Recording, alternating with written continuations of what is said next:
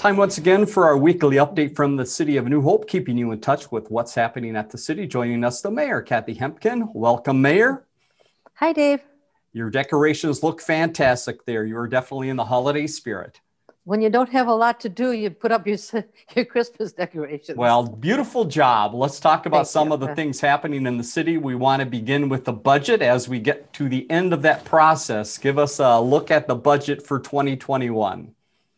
Well, in September, we did the initial okay on the budget. And since then, we've been going over it line by line to make sure everything's just how we wanted it. So on the 7th of December, we'll have the public hearing where we'll have the city manager and the finance people show the budget, go through that step by step, how we got to where we are. And at that time, people can do comments to us. We'd rather they didn't come into City Hall because it's kind of inconvenient with COVID, but there'll be a way for them to call in, or they can simply call City Hall beforehand and they'll get a contact so they can call in and give comments if they want. The budget this year is going to be about 3.4%, which is considerably lower than it's been. The majority of that is going to wages and to public works, or not public works, public safety, the police and the fire department. $156,000 of that money is going to buy body cams for the police and car cams for them. When you look at the budget, it looks like it's going to be about 2% increase over what it was last year. And so because of that, you should see a small increase on your taxes.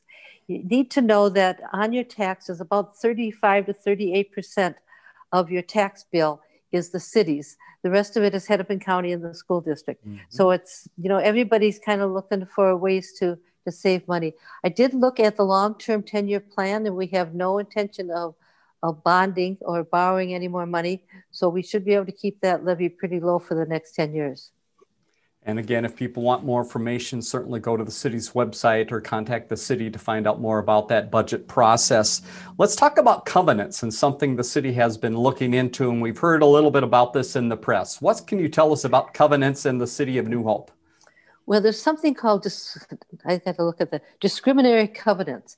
And Hennepin County a few months ago started to look into that, and they found 30,000 deeds, people's deeds that said they couldn't sell or lease their houses to certain groups of people, such as people of color, people of different religious backgrounds. And so Hennepin or New Hope then started looking at the maps that they'd given us. And it turns out that New Hope never did and doesn't have any of those discriminatory covenants, but they're trying to remove those from the deeds of the people that have them because they are very discriminatory. So we're trying to remove that. Very good. We in New Hope don't have that. All right, good to know. Let's move on to liquor licenses and some work you're doing to potentially prorate some of those because of COVID. Give us a little background on that and what you're hoping to do. Well, it's really our intent to keep as many businesses active as we can. And they have to shut down. They're trying to make it by doing other things, takeout.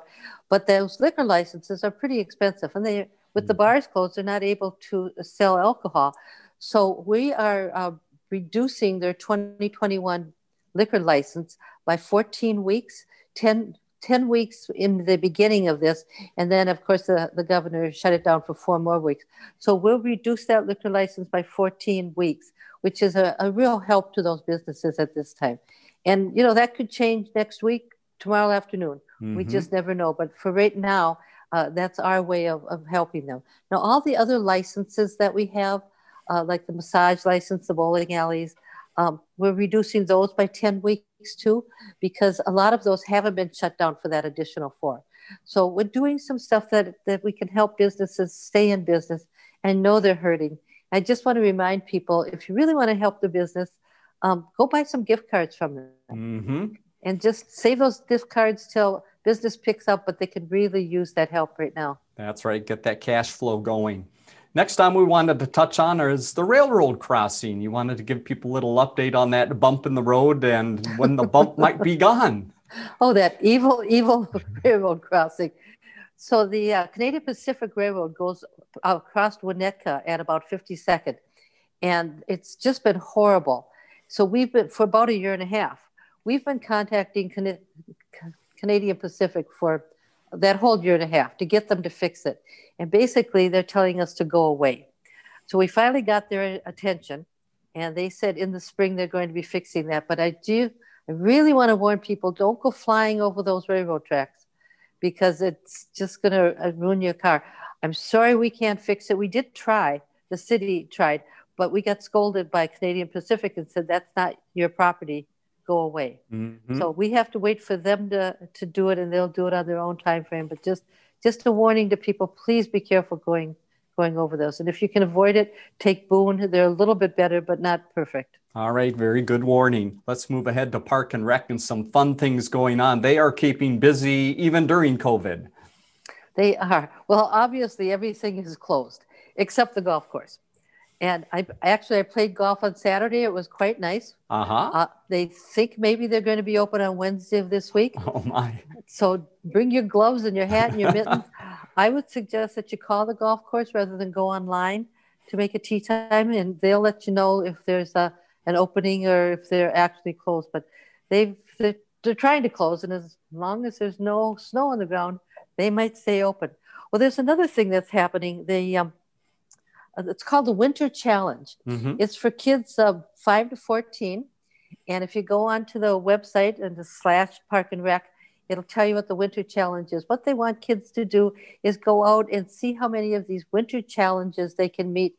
And then their name will go into a drawing for some recreational prizes. Oh, great. The other thing that's happening is you can go to New Hope /MN Park and Rec, and you can borrow equipment, Park and Rec equipment.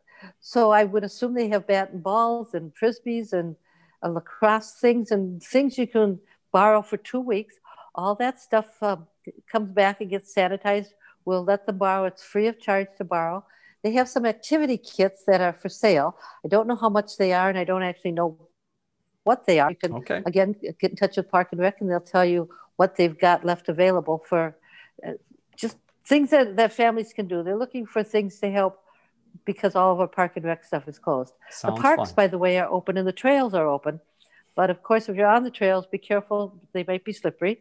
Mm-hmm. And none of the park equipment gets sanitized. So if the kids go to use that, make sure you get them home and wash their hands and make sure they're safe when they're using that. Some great advice. And again, newhopemn.gov/recreation if you want to find out more about some of those activities coming up. Another way to get involved is through InMotion, this time online. And we've also got a website here at the bottom of the screen where people can get into activities. Mayor, how does this work? So they sent out a postcard, and on that postcard, it's got the website you can use. Mm-hmm. So you go to that website, and if you lost your postcard and you don't get the number written down from the screen that's on the TV, you can always call the Park and Rec department, and they'll tell you how to get on. And all these classes will be done virtually. Okay. They can't do anything in person, but we can do them virtually. And in some cases, there's a cost to them. In most cases, there's not. So they'll just be just some fun things to do that you wouldn't be able to do if you didn't have that. All right. Again, go to that WebTrack site and you can find out all that information. Well, once the snow does come, you're encouraging people in New Hope to get out and have some fun with the snow. What should they do? Well, it's going to snow one of these days. Okay, I believe it. But it is. So make a snowman or a snow sculpture of some sort and decorate it, and then take a picture and send it into the Park and Rec department, and it'll go into the snowman snow sculpture contest. And at the end of the winter, they were going to stop at the end of January, but they realized that it snows more in February and March. So now it's the end of March when it's over. But anytime there's snow and you can build a snow structure, do it, take a picture, send it in, and there'll be some prizes that'll be awarded sometime in the end of March or April. Excellent. That sounds fun. So we might have to wait a little bit for snow, but this next item we don't have to wait for, and this is holiday lights. They're popping up everywhere, and the city's trying to help out to have people see more of the lights. How is that happening? Well, our communications director has decided to do a map of lights around the city. So you need to go online, and again, the website /holiday lights.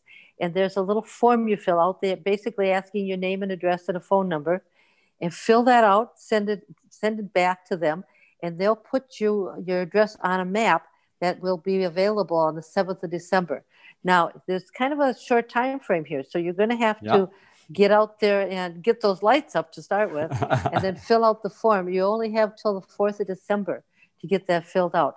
And then after the 7th of December, you can get the map, get the kiddies, drive around in the car, see all the Christmas lights. Just a fun thing to do. Great idea. Final note we want to make is way for residents to step up and help those in need. You have regular drives that occur during this time of the year. A little different this year, but still the need is there. Tell us how New Hope residents can participate. Well, the need is always there. They're looking for coats for kids. Surprisingly, there's a lot of kids out there that don't have winter coats or mittens or hats. So anything you can donate that would keep kids warm would be wonderful. Please have the coats cleaned before you put them in the bin. You can take them to City Hall. There's a bin for that. They're also doing a food drive, and of course, all food, well, non-perishable food is welcome, but so are checks. So if you do that, bring the check up to the counter. They'll make sure it gets to where it's supposed to go. And of course, toys, no, don't wrap them. Just bring them, put them in the bin, and they'll bring the toys to either Near or to Prism to make sure that the kids have some toys and food for Christmas. Great way for people to help out. And again, Mayor mentioned the website many times, newhopemn.gov, and there's lots of slashes that you can find specific things, but go to that main website to find out more about what is happening in the city. Mayor Hemken, thanks as always for your time. Look forward to talk to you again next week. Thanks, Dave.